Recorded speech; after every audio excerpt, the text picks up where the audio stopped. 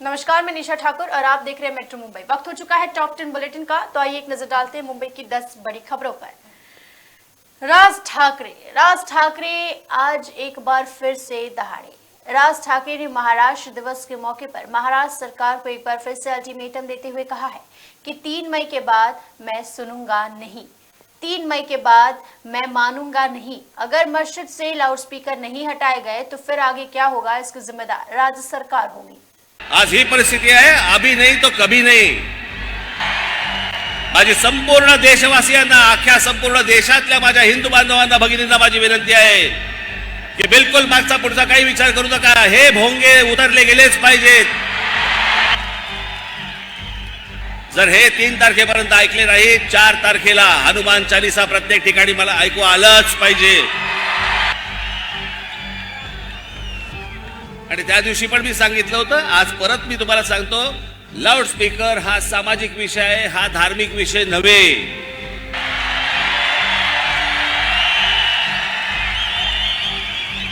परंतु जर समजा उत्तर प्रदेश मध्ये जर समजा लाऊडस्पीकर जर उतरवले जाऊ शकतात, तर माझ्या महाराष्ट्रात का नाही उतरवले जाऊ शकत?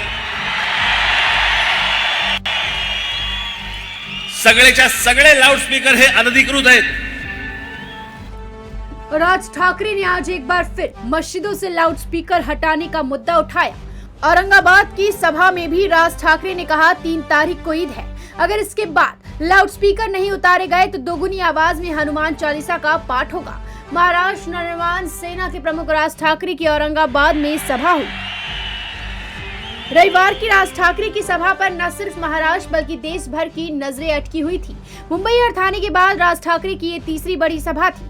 थाने की सभा में राज ठाकरे ने 3 मई का अल्टीमेटम देते हुए कहा था कि अगर रमजान के खत्म होने तक और ईद के बाद तक मस्जिदों से लाउडस्पीकर नहीं उतारे गए तो एमएनएस कार्यकर्ता जगह जगह मस्जिदों के सामने हनुमान चालीसा का पाठ करेंगे। अल्टीमेटम खत्म होने के 2 दिनों पहले ही राज ठाकरे ने अपने औरंगाबाद की सभा में ये भी मुद्दा पूरी ताकत से उठाया। राज ठाकरे ने अपनी मुंबई की सभा में मुख्यमंत्री उद्धव ठाकरे और उनकी पार्टी पर निशाना साधा था। थाने की सभा में शरद पवार और उनकी पार्टी एनसीपी पर निशाना साधा। औरंगाबाद की सभा में राज ठाकरे ने एक बार फिर से शरद पवार पर निशाना साधा।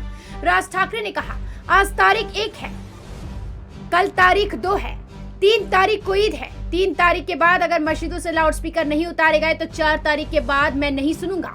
जगह जगह हनुमान चालीसा का पाठ दोगुनी आवाज के साथ शुरू होगा। लाउडस्पीकर सभी धार्मिक स्थलों से उतरना ही चाहिए, मंदिरों से भी उतरना चाहिए। आज ये हालत है कि अभी नहीं तो कभी नहीं। सभी हिंदू भाइयों और बहनों से मेरी अपील है कि अगर 3 तारीख के बाद भी लाउडस्पीकर नहीं उतारे गए तो कानों में दुगनी आवाज से हनुमान चालीसा सुनाई देनी चाहिए।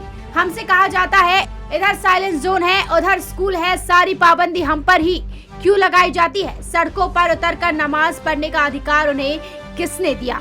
राज ठाकरे ने अल्टीमेटम तो दे दिया है, लेकिन क्या राज ठाकरे के इस अल्टीमेटम पर महाराष्ट्र सरकार फैसला लेगी या फिर 4 तारीख को क्या होगा, इस पर सबकी नजर टिकी हुई है। Bureau report, metro Mumbai. आज सभा के दौरान राज ठाकरे के बीच भाषण के दौरान अचानक अजान की आवाज आने लगी। फिर राज ठाकरे ने क्या कहा, देखिए जरा। माझी पोलिसांना नम्र विनंती आहे, जय सभेच्या वेळेला हे बांग जर सुरू करणार असतील, आपण आत्ताच्या आत्ता ताबडतोब तोंडात बोळा कोंबावा। यांना जर सहज सरळ मार्गाने जर समजा समजत नसेल तर मग त्याच्यानंतर महाराष्ट्रात काय होईल मला माहिती नाही।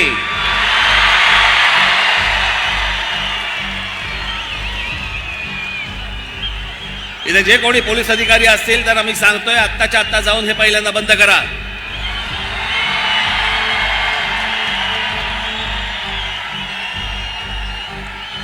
आणि माझं एक म्हणणं आहे या बाबतीत, त्यांना जर समजा सरळ भाषेमध्ये समजत नसेल ना, तर एकदा काय ते तिच्या आईला होऊनच जाऊन देत।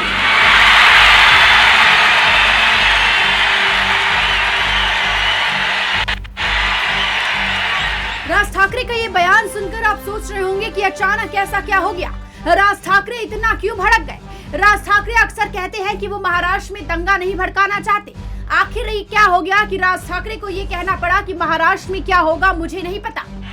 त्यांना जर सहज सरळ मार्गाने जर समजा समजत नसेल तर मग त्याच्यानंतर महाराष्ट्रात काय होईल मला माहिती नाही.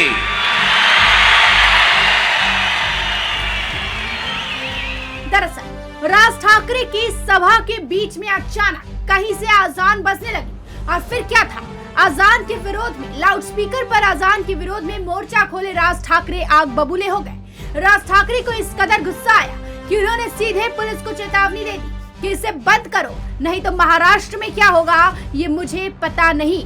साथ ही बीच सभा में राज ठाकरे की सभा में किसी ने हंगामा करने की भी कोशिश की. तभी राज ठाकरे ने ये साफ कहा कि जो भी हंगामा कर रहा है उसे उधर ही पकड़ कर पीटो. सुनिए. काय चाललंय रे तिकडे?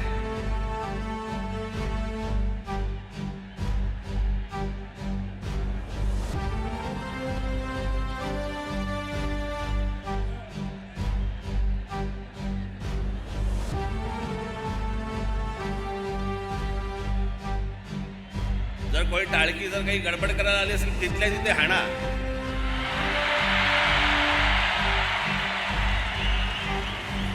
महाराष्ट्र नवनिर्माण सेनेची सभा आहे इथे वेडवाकड कराल ना चौरंग करून घरी पाठवीन. सुना आपने किस तरीके से राज ठाकरे आज की सभा में एक्शन मोड में नजर आए. राज ठाकरे ने 3 मई तक का अल्टीमेटम दिया है. 3 मई के बाद राज ठाकरे ने आर्या पार की चेतावनी दी है. Bureau report, metro Mumbai. Raj Thackeray ने सड़कों पर नमाज के खिलाफ भी आज कई बातें कही है. राज ठाकरे ने सवाल किया है कि आखिर सड़क पर नमाज पढ़ने का अधिकार किसने दिया. आणि ह्याना कुठेही रस्त्यावरती येऊन तुम्ही नमाज पढ़ताय कोणी अधिकार दिले तुम्हाला. राज ठाकरे ने अपनी सभा में एक बार फिर सड़कों पर नमाज पर सवाल उठाए हैं. राज ठाकरे ने कहा, मुझे पता चला है कि संभाजी नगर में 600 लाउडस्पीकर बज रहे हैं. ये इनका कॉन्सर्ट का कंपटीशन शुरू है क्या. सारे लाउडस्पीकर अवैध तरीके से बजाए जा रहे हैं. सारे लाउडस्पीकर अनधिकृत तरीके से बजाए जा रहे हैं. सुप्रीम कोर्ट का आदेश है कि लाउडस्पीकर बजाने के लिए स्थानीय प्रशासन और पुलिस की इजाजत जरूरी है. जितनी लाउडस्पीकर बज रहे हैं उनमें से किसी को इजाजत नहीं है. मुझे महाराष्ट्र में दंगा नहीं भड़काना है. लाउडस्पीकर एक सामाजिक मुद्दा है, ऐसे धार्मिक मुद्दा ना बनाओ. अगर धार्मिक मुद्दा बनाओगे तो धार्मिक तरीके से जवाब भी मिलेगा. अभी के अभी जाओ और ये भोंगे बंद करवाओ, वरना महाराष्ट्र में क्या होगा वो मुझे मालूम नहीं. लाउडस्पीकर के मुद्दे पर राज ठाकरे ने योगी सरकार की एक बार फिर से तारीफ की. राज ठाकरे ने साफ तौर पर कहा कि जब उत्तर प्रदेश में हो सकता है तो फिर महाराष्ट्र में क्यों नहीं.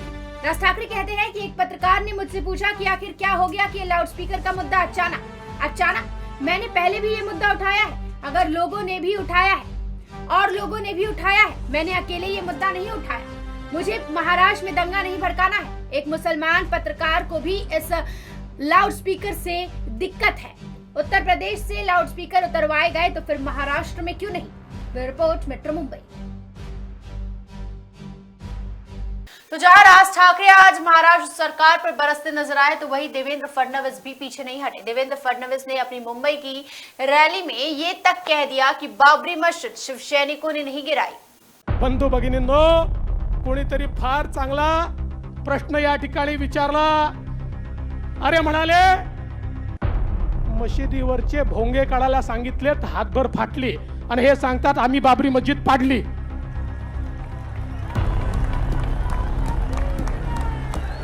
हे म्हणतात आम्ही बाबरी मस्जिद पाडली आणि मग सवाल विचारतात तो बाबरी ठाचा, मी तर त्याला मस्जिद मानत नाही, तो ठाचा होता. कोणी हिंदू कधी मस्जिद पाडू शकत नाही. तो ठाचा होता, पारतंत्र्याचा ठाचा होता, तो परकीय आक्रांत्याचा ठाचा होता. तो ठाचा पाडण्याचं काम अभिमानानं सांगतो आम्ही केलं. अरे तुम्ही विचारता, माझा तुम्हाला सवाल आहे, तुम्ही सांगा तो ठाचा पडला त्यावेळी तुम्ही कुठे होतात. मी या ठिकाणी अभिमानानं सांगतो, होय मी तो ठाचा पाडण्याकरता त्याच ठिकाणी होतो. हा देवेंद्र फडणवीस त्या ठिकाणी तो ठाचा पाडण्याकरता होता. आणि एवढंच नाही तर त्याच्या आधीच्या कारसेवेमध्ये याच राम मंदिराकरता 18 दिवस बदायूच्या सेंट्रल जेलमध्ये या देवेंद्र फडणवीसने घालवले. भारतीय जनता पार्टी के नेता प्रतिपक्ष देवेंद्र फडणवीस ने रविवार को कहा कि सरकार किसके लिए काम कर रही है, ये बड़ा सवाल है. उनके 2 मंत्री जेल में हैं और वे सरकार के फैसलों पर बेशर्मी से एक मंत्री की तस्वीर छापते हैं जो जेल में है। पहले वर्क फ्रॉम होम, अब work from jail. Devendra Fadnavis ने आगे कहा कि मस्जिदों से लाउडस्पीकर हटाने से डरने वाले लोग कह रहे हैं कि उन्होंने बाबरी मस्जिद को गिरा दिया। देवेंद्र फडणवीस मस्जिद विध्वंस का हिस्सा थे, तब शिवसेना का कोई नेता वहां नहीं था। मैं इसे मस्जिद नहीं मानता, ये सिर्फ एक ढांचा था, मौका था। मुंबई में समैया ग्राउंड में बूस्टर डोज रैली का। यहाँ महाराष्ट्र के एलओपी और पूर्व सीएम देवेंद्र फडणवीस अन्य भाजपा नेताओं के साथ रैली में शामिल हुए। यहाँ देवेंद्र फडणवीस ने राज्य सरकार पर निशाना साधा है।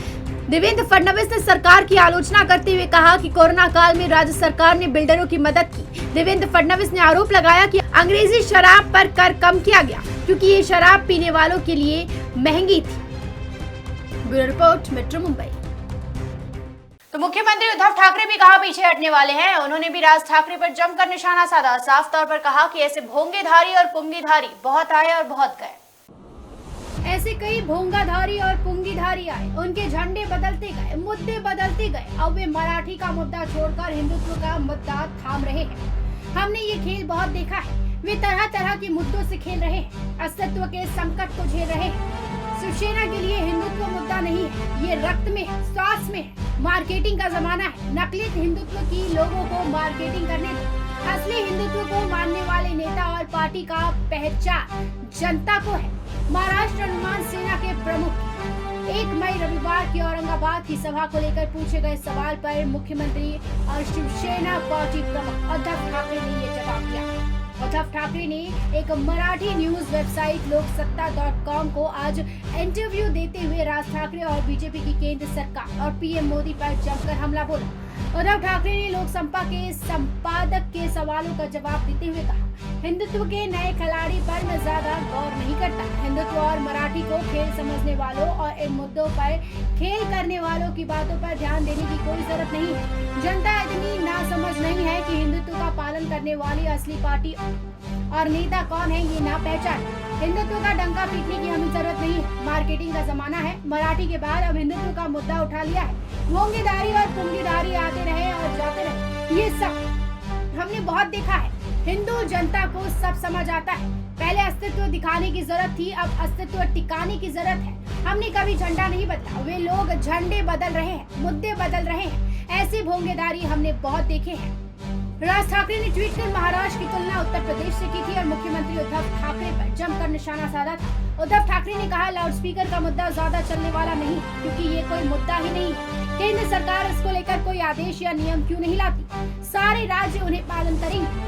केंद्र सरकार ने लॉकडाउन को देश भर में लगाया था, तो लाउडस्पीकर बंदी भी पूरे देश में लागू क्यों नहीं करती केंद्र सरकार? लेकिन वे ऐसा नहीं कर रहे हैं क्योंकि विवाद सुलझाना नहीं है। Bureau report, metro Mumbai. Uddhav Thackeray ने आज मोदी और बाला साहेब ठाकरे की एक कहानी सुनाई है, जरा आप भी सुनिए वो किस्सा। का तुम्हाला रोज तुमची नवीन नवीन ओळख आणि नवीन नवीन तुमचे सगळे जे काही झेंडे ते फडकवावे लागतात, कधी ह्या रंगाचा, कधी त्या रंगाचा, कधी त्या रंगाचा। महाराष्ट्र में पहले लाउडस्पीकर और फिर हनुमान चालीसा के बहाने उद्धव सरकार पर लगातार हमले किए जा रहे हैं। हालांकि सरकार का दोनों ही मसले पर आक्रामक रुख देखने को मिला है। सीएम उद्धव ठाकरे ने एक इंटरव्यू में ताजा विवादों को लेकर खुलकर बातचीत की और राज ठाकरे पर हमला किया। इसके साथ ही उद्धव ठाकरे ने प्रधानमंत्री नरेंद्र मोदी के बारे में भी एक हिस्सा शेयर किया है। एक मीडिया संस्थान से बात करते हुए उद्धव ठाकरे ने महाराष्ट्र निर्माण सेना द्वारा चलाए जा रहे लाउडस्पीकर हटाओ अभियान पर कहा कि कुछ लोग हैं जो झंडे बदलते रहते हैं। पहले वे गैर मराठी लोगों पर हमला करने की कोशिश करते थे, अब वे गैर हिंदुओं पर हमला कर रहे हैं। मार्केटिंग का जमाना है, उन्हें मार्केटिंग करने दो। यूपी में लाउडस्पीकर हटाए जाने पर सीएम उद्धव ठाकरे ने वहां के सीएम योगी आदित्यनाथ पर निशाना साधा। उन्होंने कहा कि कोविड के दौरान गंगा में शव मिले थे। मुझे नहीं लगता कि हमारे पास सटीक संख्या है कि यूपी में कोविड के कारण कितने लोग मारे गए। बातचीत के दौरान उद्धव ठाकरे ने गोधरा दंगों के बाद एक किस्सा शेयर किया। उन्होंने कहा कि गोधरा दंगों और गुजरात हिंसा के बाद एक कैंपेन चला था, मोदी हटाओ। इस दौरान जब लाल कृष्ण आडवाणी ने बाला साहेब से पूछा था कि क्या मोदी को हटा दिया जाना चाहिए, आपको क्या लगता है, तब बाला साहेब ने कहा था उन्हें मत छुओ, मोदी गया तो गुजरात गया। सीएम उद्धव ने कहा कि मेरे अभी भी मोदी के साथ संबंध है, लेकिन इसका मतलब ये नहीं कि गठबंधन होगा। उद्धव ने चीन को लेकर पीएम मोदी पर निशाना साधा है। कई मुद्दों पर पीएम मोदी का घेराव भी किया। Bureau report, metro Mumbai. Navneet Rana पर भी मुख्यमंत्री उद्धव ठाकरे ने आज जमकर निशाना साधा है और कहा है कि हनुमान चालीसा के नाम पर नौटंकी करने वालों से निपटने के लिए मेरे पास बहुत हाथ है। आम्ही लोकप्रतिनिधी आहे, आवाज खाली करा, आवाज खाली करा, घरात येऊ शकत नाही, आम्ही लोकप्रतिनिधी आहे, बात चला पाहिजे। जे लोकांनी 500-600 लोकांनी हमला केला आमच्यावर, त्यांच्यावर गुन्हा दाखल होत नाही। मला एक प्रश्न या उद्धव ठाकरे साहेबांना विचारायचा आहे की नवनीत राणा को मातोश्री के सामने हनुमान चालीसा क्यों नहीं पढ़ने दिया गया, इस मुद्दे पर उद्धव ठाकरे ने कहा उन्हें हनुमान चालीसा पढ़ने इसलिए नहीं दिया गया क्योंकि उन्हें शिव सैनिकों के आक्रोश से बचाने की चिंता थी। हजारों हाथ उन्हें मातोश्री से हटाने आ जाते। हनुमान चालीसा की नौटंकी करने वालों को हटाने वाले बहुत है।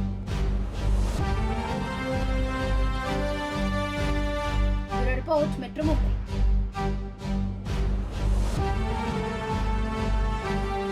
तो हवाई यात्रा अब महंगी होने वाली है। हवाई ईंधन यानी कि फ्लाइट फ्यूल में बढ़ोतरी हुई है। पेट्रोल डीजल की कीमतों में एक तरफ स्थिरता देखने को मिल रही है तो वहीं विमान ईंधन की कीमत लगातार बढ़ रहे हैं। मई महीने की शुरुआत में ही विमान ईंधन की कीमतों में तेजी देखने को मिली है। ATF की कीमतों में 3.22% की तेजी देखने को मिली है। इस बढ़ोतरी के बाद विमान ईंधन की कीमतें रिकॉर्ड लेवल पर पहुंच गई है। साल 2022 में विमान ईंधन की कीमतों में 9वीं बार उछाल देखा गया है। आपको बता दें कि ग्लोबल लेवल पर ऊर्जा की कीमतों में उछाल आया है जिसका असर विमान ईंधन पर भी पड़ा है। सार्वजनिक क्षेत्र की पेट्रोलियम कंपनियों की अधिसूचना के मुताबिक राष्ट्रीय राजधानी में ATF की कीमतों में 3,649.13 रुपए प्रति किलोलीटर या 3.22% की बढ़ोतरी हुई है। देश की राजधानी में ATF का दाम 1,16,851.46 रुपए प्रति किलोलीटर पर पहुंच गया है। इस बीच पेट्रोल और डीजल की कीमतों में लगातार 25वें दिन कोई भी बदलाव नहीं हुआ है। विमान ईंधन की कीमतों में हर महीने की 1 और 16 तारीख को संशोधन किया जाता है। 1 अप्रैल को भी विमान ईंधन 2% या 2,258.54 रुपए प्रति लीटर महंगा हुआ था। Bureau report metro Mumbai. तो सलमान खान का एक वीडियो सोशल मीडिया पर तेजी से वायरल हो रहा है जिसे लोग देखते नहीं बन रहे हैं। बॉलीवुड के दबंग खान यानी सलमान खान के रवैये से उनके फैंस काफी वाकिफ हैं। सलमान का गुस्सा कई बार सुर्खियों में रह चुका है, पर एक्टर का ये सख्त रवैया एक तरफ और बच्चों के ये उनका प्यार और लगाव दूसरी तरफ। अपने भांजा भांजी के साथ सलमान की कई वीडियोस इस बात का सबूत है कि एक्टर बच्चों के लिए दिल में खास जगह रखते हैं। हाल ही में उनके स्वीट नेचर का उदाहरण जैकलीन फर्नांडिस के चैरिटेबल फाउंडेशन के द्वारा देखने को मिला। जैकलीन फर्नांडिस के इस charitable foundation you live only once के 1 साल पूरे होने पर एक्ट्रेस ने कार्यक्रम का आयोजन किया था। इस इवेंट में सलमान खान भी पहुंचे थे। इवेंट में सलमान का बच्चों के साथ मिलना, उनसे बातें करना, उन्हें पुचकारना काफी चर्चा में है। उनका ये वीडियो सोशल मीडिया पर तेजी से वायरल हो रहा है। फाउंडेशन की ओर से शेयर किए गए इस वीडियो में सलमान बच्चों से हाथ मिलाते नजर आ रहे हैं। वे टेबल पर खाना खाते बच्चों के पास जाकर उनसे बात करते भी दिखाई दे रहे हैं। एक्टर ने एक बच्ची के माथे पर किस कर प्यार से उसे पुचकारा। सलमान का ये साइड बच्चों के साथ देख उनके फैंस ने एक्टर की खूब तारीफ की है। किसी ने सलमान के बिहेवियर को सोने के दिल वाला आदमी सलमान है।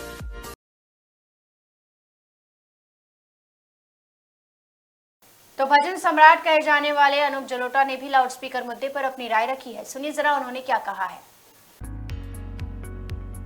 लाउडस्पीकर पर अजान और हनुमान चालीसा पर लगातार गहमा गहमी है। लगातार इन मसलों पर सियासी बयानबाजी हो रही है। इस कंट्रोवर्सी पर अब भजन सम्राट पद्मश्री अनूप जलोटा ने भी अपनी बात रखी है। गोरखपुर में आयोजित एक कार्यक्रम में पहुंचे अनूप जलोटा ने हनुमान चालीसा और अजान को लेकर छिड़े विवाद पर 2 तुक बात की है। अनूप जलोटा ने हनुमान चालीसा और आजान विवाद पर कहा, आजान में भी सुर बसते हैं, कान्हा बांसुरी लिए तान लगाते हैं। हमारे यहाँ हनुमान चालीसा और आजान दोनों ही संगीत के माध्यम से प्रस्तुत किया जाता है। हनुमान चालीसा और आजान दोनों ही सुरीले हैं, दोनों का ही बहुत महत्व है। हमारे देश में बहुत अच्छा कानून है। मंदिर, मस्जिद, गुरुद्वारा और चर्च कहीं भी तेज आवाज नहीं होनी चाहिए जिससे किसी दूसरे को इससे तकलीफ ना हो। आवाज उतनी ही रखे जिससे मधुरियता बनी रहे। गोरखपुर के बाबा गंभीरनाथ प्रेक्षागृह में शनिवार देर शाम स्वर सागर संगीत विद्यालय की ओर बचपन से 55 कार्यक्रम आयोजित किया गया था।